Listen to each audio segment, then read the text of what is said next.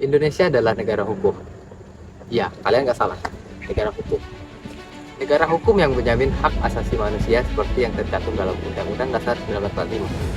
Sama halnya dengan seperti pasal 28A sampai 28J. Salah satu hak yang dijamin adalah hak kebebasan berpendapat dan kebebasan berekspresi. Namun, di era media sosial ini, kadang kebebasan itu sendiri berbenturan dengan norma dan hukum. Seperti halnya contoh kasus yang pernah sempat viral kemarin, yaitu mahasiswi ITB yang memposting hal atau video yang kontroversial terkait presiden. Dan jujur, video itu tidak pantas jika ditujukan kepada presiden. Berikut adalah videonya. Sebuah unggahan gambar tidak senonoh menggunakan wajah Presiden Prabowo Subianto dan Presiden ke-7 Republik Indonesia Joko Widodo viral di media sosial. Viralnya meme ini berimbas pada penangkapan si pengunggah yang konon merupakan seorang mahasiswi Institut Teknologi Bandung ITB, Fakultas Seni Rupa dan Desain. Kabar tentang penangkapan si pengunggah meme pertama kali diunggah di akun @murtadawan1 pada Rabu 7 Mei lalu sekitar pukul 20.16 waktu Indonesia bagian Barat. Bareskrim Polri melalui Karopenmas Divhumas Polri, Brigjen Pol Truno Yudo Wisno Andiko membenarkan penangkapan tersebut meskipun belum merinci secara detail. Hal ini berkaitan dengan beberapa pasal terkait dengan HAM, seperti pasal 28E ayat 3, pasal 28F, dan 28C. Pertama, dalam pasal 28E ayat 3, setiap orang berhak atas kebebasan berserikat, berkumpul, dan mengeluarkan pendapat, yang artinya mahasiswi itu punya hak untuk berekspresi. Kedua, pasal 28F, setiap orang berhak berkomunikasi dan memperoleh serta menyampaikan informasi. Media sosial termasuk dalam hal ini. Dan ketiga, pasal 28J. Dalam menjalankan hak dan kebebasannya, setiap orang wajib menghormati hak orang lain dan tunduk pada pembatasan hukum. Nah, di sini muncul batasannya. Jika konten dianggap menyerang kehormatan atau melanggar hukum, maka bisa diproses.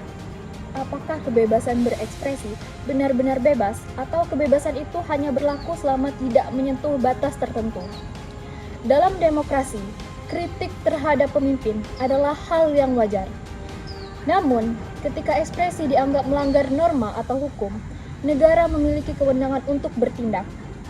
Masalahnya, bukan pada ada atau tidaknya pembatasan, melainkan pada bagaimana itu pembatasan diterapkan, apakah proporsional dan adil atau justru berlebihan.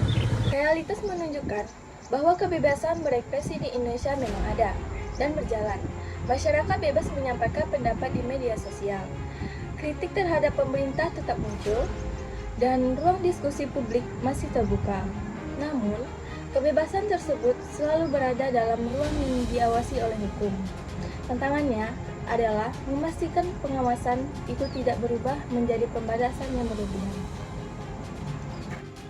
Kasus mahasiswa ITB ini menunjukkan bahwa hak asasi manusia bukan hanya soal kebebasan, tapi juga tanggung jawab dan keseimbangan.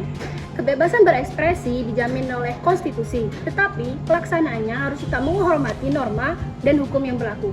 Pada akhirnya, kualitas demokrasi tidak diukur dari seberapa bebas orang berbicara, tetapi dari seberapa adil hukum itu ditetapkan.